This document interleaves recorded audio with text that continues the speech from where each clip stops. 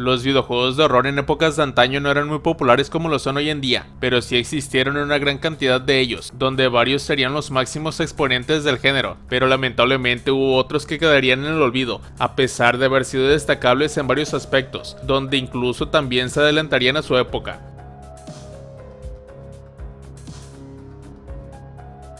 Puede que la Commodore 64 fuera una de las computadoras domésticas más influyentes de la década de 1980, pero comparado con las consolas domésticas de la época, su capacidad para aumentar el número de píxeles era muy limitada. Sin embargo, algunos desarrolladores sortearon las restricciones del hardware, abandonando el estilo de plataformas de desplazamiento lateral en favor de algo completamente nuevo. Mad Doctor de 1985 era esencialmente un juego de simulación que ponía a los jugadores en la piel de una versión libre de derechos del Dr. Frankenstein, encargado de acosar y matar aldeanos, saquear tumbas y construir un monstruo con diversas partes del cuerpo. El doctor que da nombre al título traspasó los límites de lo que podía representarse en un videojuego de la época. Transilvania es otro clásico de los juegos retro. Mientras exploras los rincones oscuros de la casa para encontrar a la princesa, te enfrentarás a puzzles tan desafiantes como los monstruos que acechan en las sombras. Es una mezcla de estrategia y audacia. Esquiva el peligro mientras descubres los secretos de este aterrador lugar. La emoción de salvar a la princesa le da un toque clásico de cuento de hadas a la inquietante ambientación, pero no esperes que sea un camino de rosas. Transilvania combina a la perfección la nostalgia de los videojuegos clásicos con un terror escalofriante.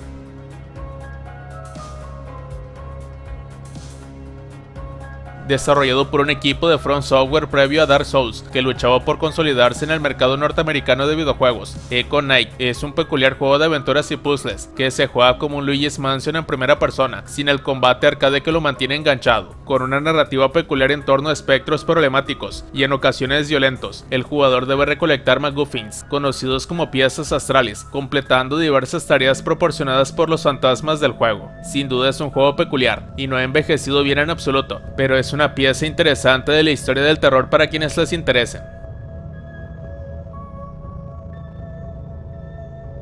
Project Firestarter es técnicamente uno de los primeros juegos que se puede etiquetar como survival horror. Presenta múltiples finales, caminos ramificados y una narrativa cinemática, todo en la Commodore 64, con un monstruo aterrador correteando al jugador y un gran desafío. Sorprende que la entrega no haya recibido más atención. Fue un juego muy adelantado a su tiempo y merece la pena revisitarlo hoy en día.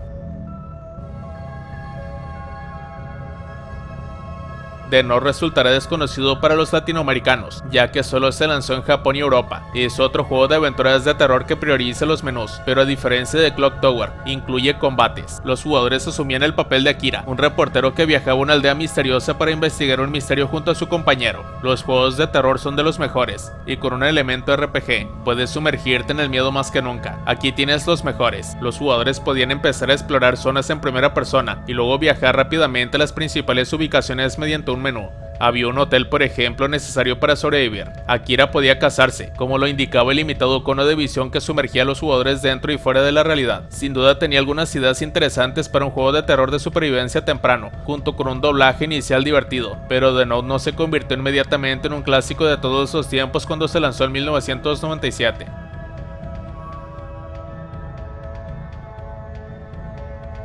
El grupo vanguardista conocido como The Residents ha incursionado en todo tipo de medios, desde música hasta cortos online, e incluso un par de títulos de apuntar y hacer clic. Su primera incursión en los videojuegos fue una aventura gráfica conocida como Freak Show. En cuanto a la jugabilidad, era bastante básica y más bien una recolección de animaciones pre-renderizadas. Su secuela, Bad Day on the Midway, ofreció mayor interactividad y presentó varios personajes jugables con sus propios objetivos. Cada partida tenía múltiples resultados posibles según los objetivos que se completaran y quién sobreviviera.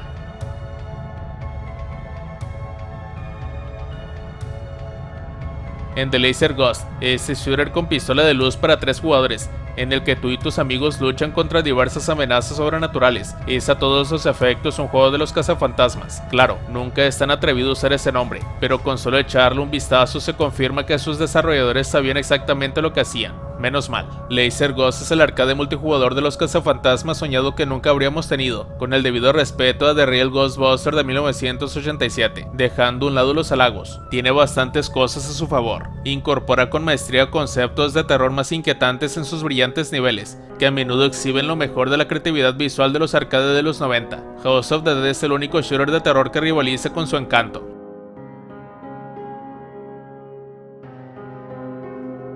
Exclusivo para PlayStation 2 y lanzado en 2003, Ghost Hunter es un juego de acción, supervivencia y terror. El equipo de desarrollo se inspiró en James Bond, Los Cazafantasmas y Metal Gear Solid 2. Los jugadores asumen el papel de Lazarus Jones mientras intenta salvar a su compañero de los cazafantasmas que liberó accidentalmente de su confinamiento. Como detective novato, debe poner a prueba sus habilidades como cazador de fantasmas novato. En 2003 Ghost Hunter lucía bastante bien, especialmente en cuanto al diseño de los espíritus y los efectos especiales. La campaña cambia con frecuencia los escenarios para garantizar que los jugadores no pasen demasiado tiempo en los mismos entornos. En cuanto a su jugabilidad con armas de fuego, Ghost Hunter es un producto de su época y un shooter en tercera persona muy útil.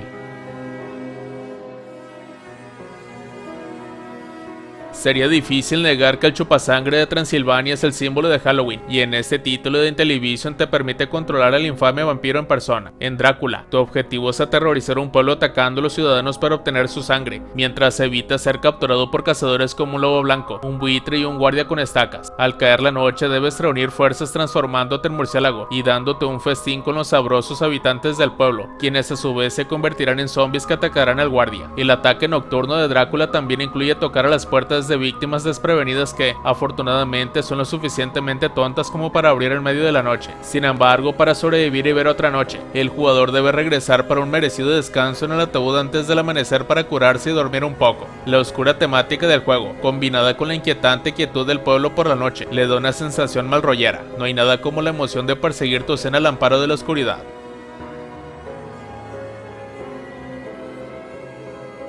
Unos años antes de que House of the Dead llevara la experiencia completa de la mansión embrujada de las recreativas, Konami lanzó Crypt Killer en 1995, también conocido como Henry Explorers en Japón. Debes recorrer 8 escenarios diferentes, llenos de monstruos, demonios y espíritus, con el fin de descubrir tesoros. A diferencia de House of the Dead, Crypt Killer utiliza sprites 2D en un entorno 3D. Es una interesante instantánea de la época, que se aleja de títulos como Corpse Killer, que te hace desplazarte de izquierda a derecha sobre un fondo pre-renderizado con sprites de disparos. El género de disparos sobre raíles fue realmente un producto de su tiempo, y juegos como Crypt Killer y House of the Dead brindaron una oportunidad para que Sega Saturn demostrara lo que puede hacer en un entorno controlado. Y de nuevo debemos considerar el hardware. Crypt Killer es una oportunidad increíble para usar la Sega Saturn Stoner. Aunque el juego no impresiona por sí solo, piensa en la Saturn como un multijugador de entretenimiento. Convierte cualquier shooter mediocre de Saturn en un divertido juego de fiesta. En 1988 salió un juego de psicosis para DOS, Amiga, Atari ST y Commodore 64. La trama no está nada mal, al igual que el condenado Arbogas de la película original. Eres un detective cuya búsqueda de joyas robadas te lleva al Motel Bates. El juego se presenta como una aventura de puzzles, con 4 horas para resolver el misterio. Por desgracia, si te ataca Norman Bates, un perro o un fantasma, te quedarás dormido y perderás un tiempo precioso. Sí, por eso le tememos a la madre de Norman, porque podría hacerte dormir con un cuchillo afilado. En resumen, Psycho es prácticamente injugable y un completo desastre de juego, lleno de más errores que el cadáver putrefacto de Norman. Aún así, Psycho fue un título interesante en su época, el cual si eres un amante de la serie deberías de jugarlo.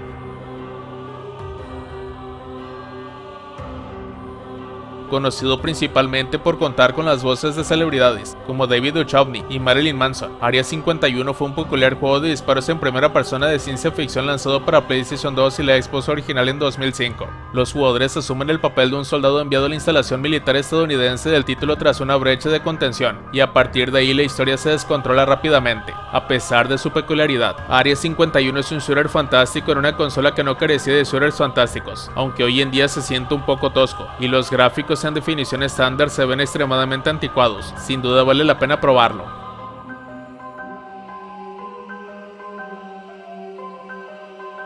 Lo que distingue a Zombie Revenge es que está ambientado en el mismo universo que The House of the Dead, con un viaje de vuelta a la mansión Curian. Hay un montón de armas diferentes disponibles, movimientos especiales para cada personaje, y armas de fuego muy bien integradas con una mecánica de carga. Además del modo arcade, hay un modo Dreamcast donde puedes recolectar objetos para los minijuegos de BMW, un modo versus donde puedes luchar contra un amigo, y un modo boss rush. Para quienes disfrutan de los minijuegos de BMW, Zombie Revenge incluía un modo estilo Tamagotchi, donde podías entrenar a un personaje para usarlo en el modo versus. Se tenían 2 minijuegos integrados, Zombie Fighting y Dope. Ambos ofrecen formas de mejorar a tu personaje, donde Zombie Fighting es uno de los favoritos, pero es genial ver que BMW recibe algo de cariño y un port arcade, donde la Dreamcast tenía tantas funciones incluidas. Tras el éxito de Drácula de Bram Stoker, era solo cuestión de tiempo para que tuviéramos una nueva versión de la historia de Frankenstein. Esta última también tuvo varias adaptaciones a videojuegos. Las de Super Nintendo y Genesis eran juegos de aventura bastante sencillos. La versión de Sega CD de Frankenstein de Mary Shelley, sinceramente podía ser uno de los videojuegos más extraños jamás creados, tanto en cuanto al medio como la adaptación. Aunque se basa en una aventura de apuntar y hacer clic, de vez en cuando se transforma en un juego de lucha. Juegas como el monstruo, intentando usar tu ataque velozmente mientras te enfrentas a jefes como un perro, un lobo, un casero, un guardia de alcantarilla, etc.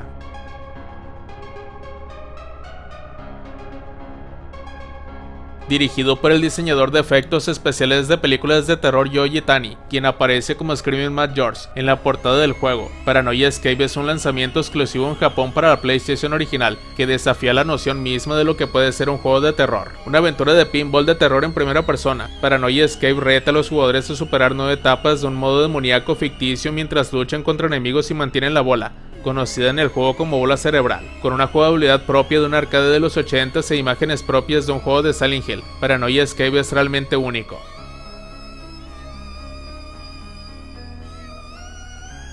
Al igual que el videojuego Go to Hell, el irónicamente titulado Soft and Cuddly de 1987, era un juego para ZX Spectrum que buscaba llamar la atención con un apartado visual realmente perturbador. Un shooter de plataformas que obligaba al jugador a recolectar las extremidades desmembradas de una reina androide, cuya pantalla de título por sí sola podía provocar escalofríos en la espalda de cualquier aficionado de las computadoras de los 80s, aunque la jugabilidad no es del todo cautivadora. Soft and Cuddly merece la pena experimentarlo gracias a su presentación sobrenatural, similar a títulos como Yume Nikki o LCD Dream Emulator. Es un laberinto de infinidad de rarezas y horrores casi indescifrables.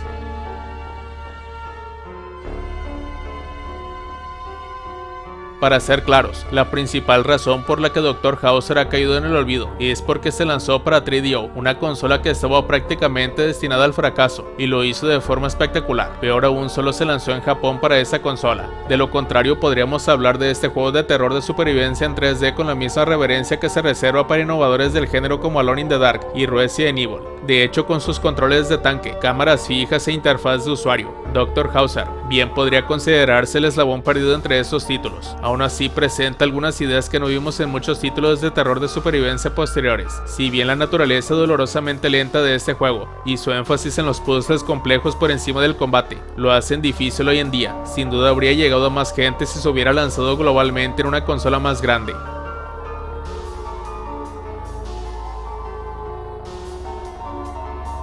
Un juego de lucha en 2D en la línea de Mortal Kombat. Monstruos digitalizados y de plastilina se enfrentan en múltiples fases, con monstruosos movimientos especiales y algunas muertes únicas en el escenario. Battle Monster es un título de lucha único para Sega Saturn, desarrollado por Scarab y publicado por Naxa Soft en Japón, con algunos años de retraso para ser considerado innovador. Battle Monster es un juego increíblemente rudo que utiliza una cámara con zoom y plataformas dentro de los niveles para variar el combate. Además cuenta con muchos efectos terribles. Para los fans de Sony PlayStation, Scarab regresó para publicar Killing Zone, un juego de lucha en 3D con un montón de monstruos que regresan, así como algunos personajes nuevos. De nuevo, Killing Zone es un título crudo al que le falta mucho pulido. El motor de juego en 3D no se sostiene bien, especialmente en comparación con el motor 2D anterior utilizado en Battle Monsters. Puede que sea simple, entrecortado y mediocre, pero Battle Monster es una joya divertida para un entusiasta experimentado de Sega Saturn.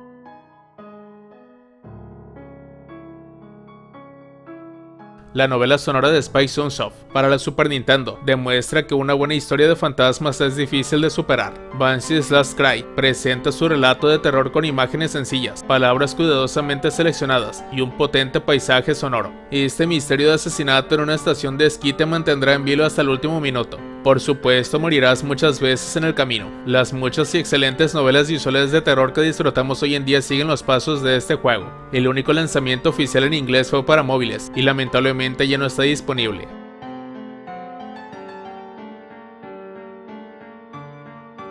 Un juego de acción y plataformas con Freddy Krueger podría no parecer la mejor idea, pero para los 80s funcionó. Aunque un poco tosco para los estándares modernos, la versión para NES de Pesadilla en Elm Street fue un producto excepcional de su época, semi-inspirado en la tercera película, Los Guerreros del Sueño. El juego consiste en recolectar los huesos de Freddy y destruirlos para derrotar a su espíritu maligno, algo primitivo, pero lleno de creativas peleas contra jefes con las diversas formas de Freddy.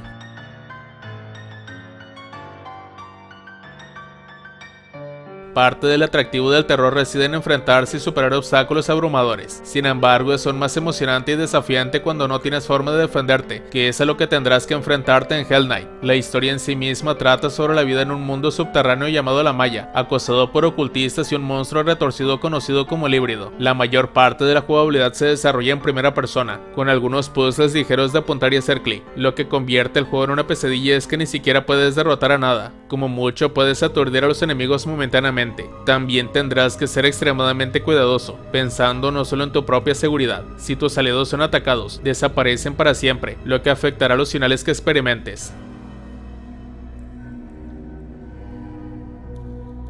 System Shock se convirtió en un clásico de culto en el mundo de los videojuegos y tuvo una gran influencia en los videojuegos modernos, gracias a su compleja jugabilidad y su atmósfera oscura. Su legado perdurable se puede apreciar en juegos como Soma, BioShock y Cyberpunk 2077, y contribuyó a acercar la jugabilidad emergente a un público más amplio. En System Shock, los jugadores controlan un hacker de seguridad que debe de tener una inteligencia artificial rebelde que se ha apoderado de una estación espacial. El juego emplea un innovador sistema de física y un estilo de juego no lineal, lo que le valió un lugar entre los juegos que definen el género de la simulación inmersiva. El juego incluso tuvo un exitoso remake en 2023, que trajo esta visión única y oscura del futuro a una nueva generación de jugadores.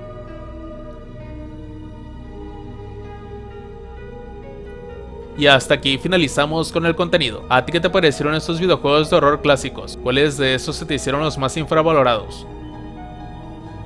Si el video te gustó, dale like y suscríbete. Nos vemos hasta la próxima.